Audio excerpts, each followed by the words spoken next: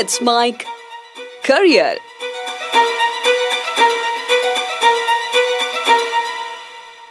नमस्कार, let's make career के इस कार्यक्रम में आपका स्वागत है। आज हम बात करने वाले हैं ऐसी कौन सी सरकारी नौकरियां हैं जिनमें कंपटीशन बाकी नौकरियों से थोड़ा कम है। जैसे कि सरकारी नौकरी आजकल ऐसी वैसे कोई भी नहीं है जिसमें कोई कंपटीशन बहुत कम हो, लेकिन फिर भी जैसे कि यूपीएससी, एसएससी या ऐसे बैंक पीओ या बैंक क्लर्क या रेलवे, एक तो वो नौकरियां हैं जिनमें बहुत ज़्यादा भीड़ है। कुछ नौकरियां ऐसी हैं जिनके बारे में ज़्यादातर लोगों को नहीं पता है, या पता भी है तो उनमें इंटरेस्ट कम लेते हैं। आज हम ऐसी ही 10 सरकारी नौकरियों के बारे में बात करने वाले हैं जिनमें कंपटीशन तुलनात्मक रूप से कम है। तो आइए करते हैं शुरुआत। सबसे पहली नौकरी जिसके बारे में हम बात कर रहे हैं यह है भारतीय डाक विभाग, इंडियन पोस्ट। अब इसमें ग्रामीण डाक सेवा जीडीएस डाक विभाग में कुछ ऐसे पद हैं जिन पर कंपटीशन अपेक्षाकृत कम है। कम क्यों है इसके भी कारण जानते हैं। पहली बात तो ये कि डाक विभाग की जो नौकरी है ज़्यादातर दूर दराज के एरिया में, ग्रामीण क्षेत्रों में या छोटे कस्बों में होती है, और बहुत सारे ऐसे लोग जो केवल अच्छे शहरों में, मेट्रो सिटीज़ में या कम से कम जिला मुख्यालय पर नौकरी चाहते हैं, वो इन क्षेत्रों में और इस नौकरी के लिए अप्लाई नहीं करते। लेकिन जो लोग जिनको केवल सरकारी नौकरी चाहिए, चाहे गांव में मिले चाहे शहर में मिले, उनके लिए काफ़ी अच्छी सर्विस है भारतीय डाक विभाग के द्वारा। अब इसमें योग्यता भी कोई ज़्यादा नहीं है, केवल 10वीं पास आपसे मांगी गई है। प्रक्रिया कैसे होगी चयन की, तो मेरिट के आधार पर होगी और पोस्टिंग आपकी ज़्यादातर ग्रामीण इलाकों में ही रहेगी। ऐसे ही एक दूसरा विभाग है जिसमें भी कंपटीशन कम है, यह है राज्य कृषि विभाग। अलग अलग राज्यों के जो कृषि विभाग हैं, एग्रीकल्चर डिपार्टमेंट, इनमें भर्तियां आती रहती है, पर इनमें कंपटीशन उतना नहीं है। नौकरी में उतना कंपटीशन नहीं है जैसे एसएससी में है, जैसे कि बैंक पीओ में, बैंक क्लर्क में है, रेलवे में है, वह उतना यहाँ नहीं है। क्यों नहीं है, इसका एक कारण है। पहला तो जो फील्ड कुछ स्पेसिफिक हो जाते हैं। अब एग्रीकल्चर जो विभाग हो गया, इसमें शैक्षणिक योग्यता में एग्रीकल्चर की ही डिग्री मांगी जाती है, तो पहले ही ऐसे लोग कम हो जाते हैं जिनके पास संबंधित विभाग की डिग्री है। तो अगर आपके पास एग्रीकल्चर की डिग्री है तो एग्रीकल्चर विभाग में सरकारी नौकरियां अलग अलग राज्यों में आती रहती हैं। अब इसके लिए आपको क्या चाहिए, एग्रीकल्चर से संबंधित बीएससी एग्रीकल्चर की आपको डिग्री चाहिए। इसके अलावा बाकी के जो भी आपके डॉक्यूमेंट्स हैं, वेरिफिकेशन उनका होगा। कई बार कॉम्पिटिटिव एग्जाम भी होता है, जैसे कि अभी राजस्थान में आरपीएससी ने भर्ती निकाली हुई है एग्रीकल्चर विभाग में। तो ऐसे ही अलग अलग राज्यों में अलग अलग विभागों के द्वारा, यानी कि अलग अलग राज्यों के एग्रीकल्चर डिपार्टमेंट के द्वारा, कृषि विभाग के द्वारा ये भर्तियाँ निकाली जाती हैं। तीसरी रेलवे में है, लेकिन रेलवे में अप्रेंटिस, जिसके लिए हर साल लाखों वैकेंसी आती है, लेकिन फिर भी कंपटीशन बाकी नौकरियों से थोड़ा यहाँ कम है। क्यों, इसका कारण है परमानेंट जॉब नहीं है। युवाओं को ये ट्रेनिंग वाली जॉब लगती है और उनको लगता है कि इससे कोई खास उनको फ़ायदा होने वाला नहीं है। सरकारी नौकरी की चाह ही इसलिए होती है कि ये परमानेंट जॉब है। अब यहाँ परमानेंट नहीं है, मान लो कॉन्ट्रैक्ट बेसिस पर है, शुरुआत में कम पैसे मिलते हैं, तो इसलिए लोग इधर रुझान कम रखते हैं। लेकिन इसका फ़ायदा ये होता है कि भविष्य में रेलवे में आपकी परमानेंट नौकरी भी लगने का एक रास्ता खुल जाता है, रेलवे अप्रेंटिस। अगला है इसमें forest guard. Forest guard one विभाग में ये नौकरी लगती है और अलग अलग राज्यों के वन विभागों के द्वारा अलग अलग ये नोटिफिकेशन जारी होते हैं। राजस्थान में भी निकाले गए थे, जैसे कि वनपाल और वन रक्षक।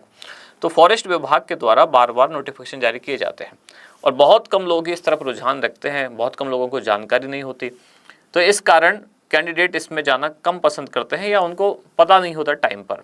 अब इसमें योग्यता क्या है, 12th क्लास पास होना। इसके अलावा एक आपका रिटन एग्जाम होगा, साथ साथ फिजिकल टेस्ट भी होगा। पोस्टिंग क्या होगी, तो फॉरेस्ट विभाग है, सीधी बात है, जंगल में या जंगल के आसपास का जो ग्रामीण क्षेत्र है वहाँ आपकी पोस्टिंग ज़्यादातर इसमें होती है।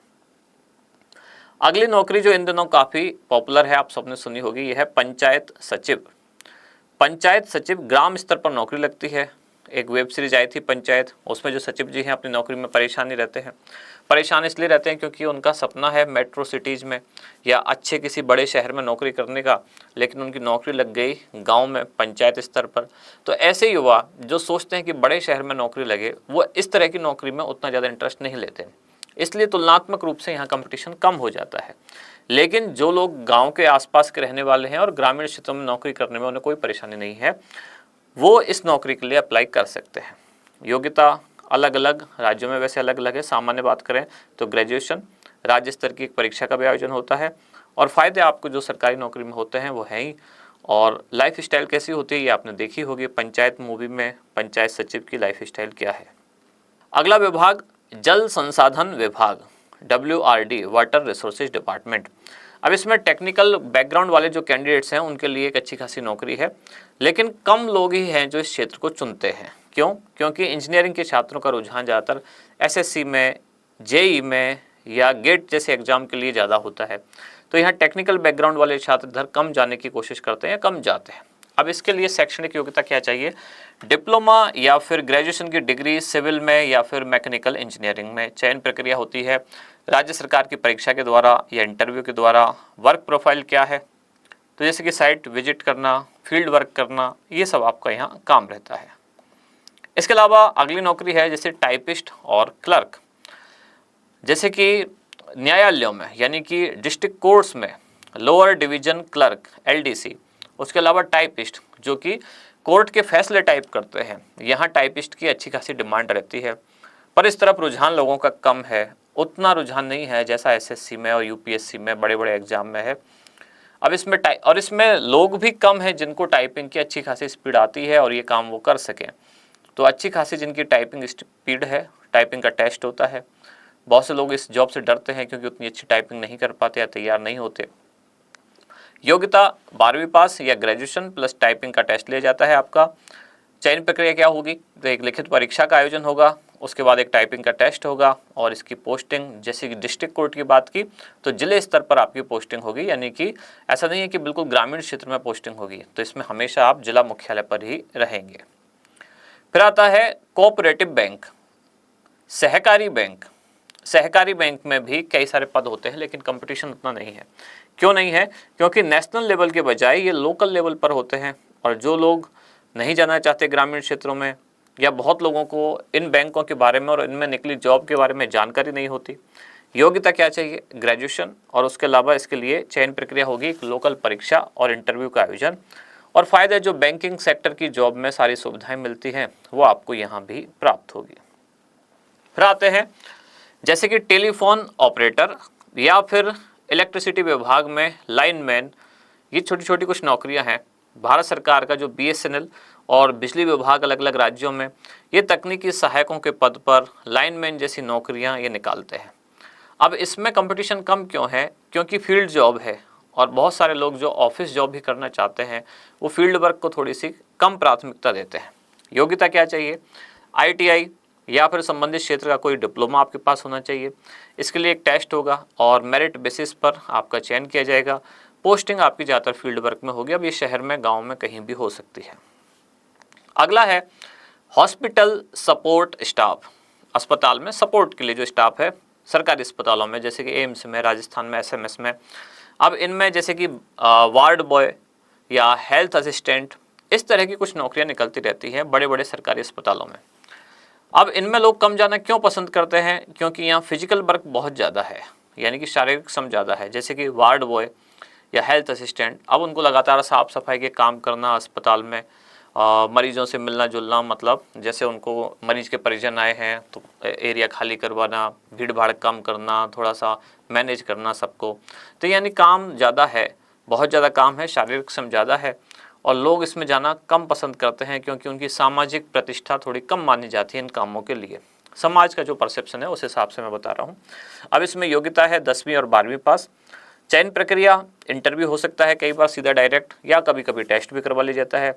ये एक स्थायी सरकारी नौकरी है, प्लस आपको मेडिकल सुविधाएं भी उस अस्पताल में जो हैं वो आपको दी जाती है।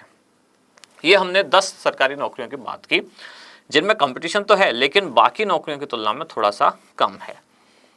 अब थोड़ी सी एक सामान्य बात है कि किस तरह से आपको चुनाव करना चाहिए। सबसे पहले अगर आप कंपटीशन वाली सरकारी नौकरी पाना चाहते हैं, कम कंपटीशन वाली, तो आपको हमेशा जो लोकल एरिया है और जो आपका राज्य है, वहाँ राज्य में जितने भी विभाग हैं उनके नोटिफिकेशन पर नज़र रखनी चाहिए कि कब कौन से विभाग ने क्या नोटिफिकेशन जारी किया है। कई बार ऐसा होता है कि किसी विभाग ने, जैसे कृषि विभाग है या पशुपालन विभाग है, अब उसने कोई भर्ती निकाली भी तो बहुत सारे स्टूडेंट को या कैंडिडेट्स को पता ही नहीं चलता कि कौन से विभाग में कौन सी भर्ती आई है। तो सबसे पहला आपको काम करना है, राज्यों के द्वारा जो या लोकल जो एरिया है वहाँ के द्वारा जो नोटिफिकेशन निकाले गए हैं सरकारी नौकरी के, उन पर आपको नज़र रखनी है। इसके बाद कुछ स्पेसिफिक स्किल आपके पास होनी चाहिए, जैसे कि टाइपिंग या ITI या फिजिकल फिटनेस, इन सब पर आपको ध्यान देना चाहिए। और अगर कहीं छोटी नौकरी निकलती भी है तो उसको आपको नज़रअंदाज नहीं करना चाहिए। अगर आपका सपना है सरकारी नौकरी में जाने का, तो हो सकता है आज वो छोटी नौकरी है, लेकिन वही भविष्य में आपके लिए बड़ी नौकरी के द्वार भी, बड़ी नौकरी के रास्ते भी खोलती है। तो ये थी एक सामान्य जानकारी, 10 ऐसी सरकारी नौकरियां जिनमें कंपटीशन कम है। अगर ये जानकारी आपको अच्छी लगी तो हमें कमेंट्स में ज़रूर बताएं, और इसी तरह की अन्य जानकारियों के लिए जुड़े रहिए लेट्स माइक के साथ। धन्यवाद। आप सुन रहे थे let's mike more than radio. Follow कीजिए हमें हमारे सोशल मीडिया प्लेटफॉर्म्स पर। It's time for news. It's time for more than radio. Presenting the first radio news app, Let's Mic. Let's Mic, a news-based app on your phone where you get to watch and listen news, talk shows, interviews, radio show podcasts. On Let's Mic, you get all relevant information of TV, print, radio, podcast, and digital. Let's Mic talks about every segment of life.